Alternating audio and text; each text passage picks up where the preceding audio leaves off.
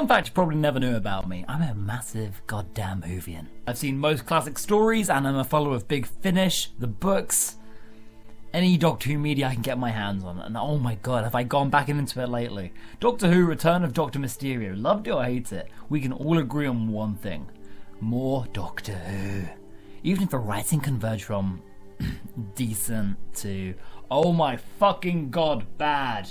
I'll honestly just take any Capaldi I can at this point. Fun facts. You probably didn't know I ran a Doctor Who YouTube channel in 2008, which pulled in an insulting amount of views. I was young. Doctor Who is one of the most polarizing fan bases out there. Different opinions, series, doctors. Here I'll try to compose a must-watch episode guide for the best and worst of every single Doctor. Let's work backwards. 12, you're up first. Before 12's inception, Capaldi's reveal to the series triggered some fun reactions. The promise of leaving the romantic traveller pretty boy trope behind and going back to Doctor Who basics is a premise that alienated some.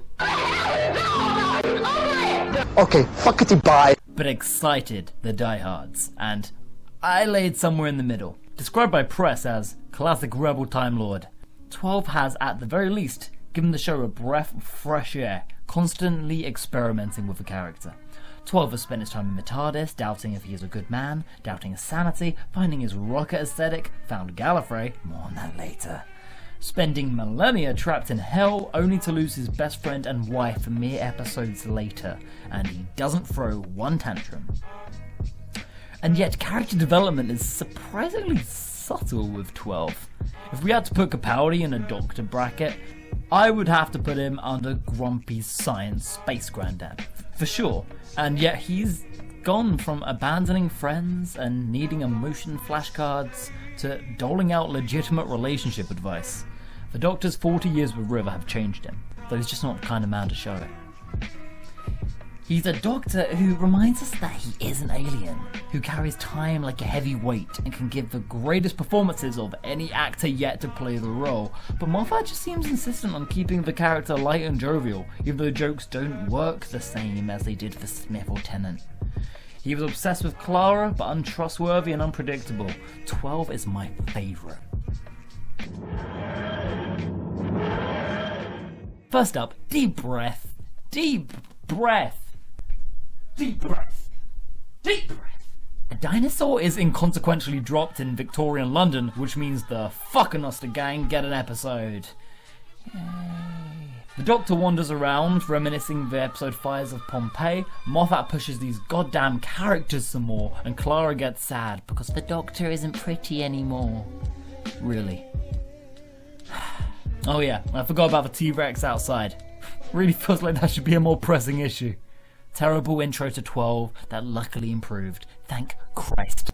Next up, the most famously aged episode in recent history, Hell-Bent. Because people are hell-bent on ripping this episode a new one, and I don't blame them. Perhaps the most infuriating and fandom-hated episode in recent memory, the fantastic Heaven Sent, is followed up by the biggest waste of potential in Who history. The Doctor has finally stepped foot on his home planet, Gallifrey. 9 years and 9 seasons of build-up, we have a vengeful, broken Doctor.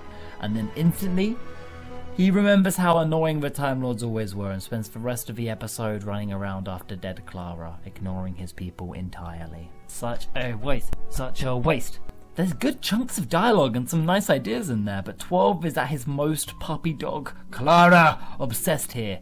And whilst it might not be as hard to follow and bad as Deep Breath, it's the most damaging anticlimactic hit to the series yet. Fuck. And you're not helping either, Maisie Williams. Sleep no more. I've given this found footage, twist-ending, solo episode 4 watches now. I've watched it 4 times. That's more than some other episodes. Better episodes. I'm morbidly curious as to just how this episode fails to be engaging. The Doctor doesn't solve anything, I couldn't tell you anything about the plot, and the acting is cringe-inducing. For some reason, unbeknownst to me, I can never pay attention. What am I missing? I don't care. If an episode can't keep my attention, then I truly don't care. The Clawing Terror. Yeah, we're including expanded universe in here. Hey, that's okay. It's a book. And the great thing about the novels is that you can tell stories that the BBC never could on their 7 PM budget. The Doctor fighting giant monster spiders, though? Not exactly what I had in mind. The Doctor is at his blandest here. Like, I could just swap out and imagine a different Doctor saying the bland lines and it would make no difference. Straight out of the pertwee 1970s, with Nazi scientists, monster shows, and every cliche in the book, this is Doctor Who on autopilot. Oh, finally, Last Christmas. The Doctor saves the grieving widow Clara from Father Christmas and throws her into an alien ripoff. But it's okay that Last Christmas has so few ideas of its own, because it mentions in the episode how unoriginal it is. Just cause you say it doesn't make it not true.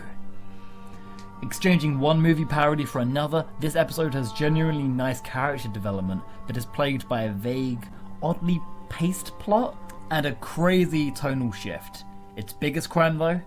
Making me realise that Nick Frost isn't really that good of an actor. But leave that negativity at the doorstep. Here's the 5 must-watch Capaldi episodes, which is some of the best content we've gone from New Who yet. Before the Flood. Its second half may lose the plot slightly, but Doctor Who is at its best when it's a base under siege, and the Doctor's got problem solving to do. Put him in an environment, let him do his magic. It's not an obvious significant episode, but this is top tier Doctor Who tropes. Clara and 12 are on the top of their game here dialogue wise, and the Doctor is just as interested and clueless as the audience are, so watching him work out clues in real time is very, very rewarding. And then there's that amazing cliffhanger. Flatline. I'll say it straight up. Flatline is a gimmick episode. Hey, let's shrink the Doctor down into a little box and have Clara get to play Doctor. But even in this solo budget episode, this episode's packing some great visuals, abstract villains, and the moment that cemented Capaldi as the Doctor for everybody. It's cute to see the Doctor and Clara swap roles and learn to appreciate each other more. Please, let's just give writer Jamie Matheson more episodes, please. Kill the Moon. Okay, so this one isn't worldwide adored, but by far my favourite Capaldi episode. Hear me out, I will defend this episode till I die. Here we have a moral test, disguised as a standard Monster on a Space base episode. I love the Doctor detached as this distant alien figure, and halfway through this episode, the Doctor up and literally leaves Clara in the middle of it. This is the very first instance that the Doctor has been trustworthy and unpredictable in New Who. You couldn't see David Tennant doing that, that's for sure. Clara's outrage at the end is expertly acted and 100% deserved as a character, making for one complex, scientifically inaccurate, bold episode for New Who. Imagine how less of an episode this would be with Eccleston or Matt Smith swanning around the place. Zygon Inversion.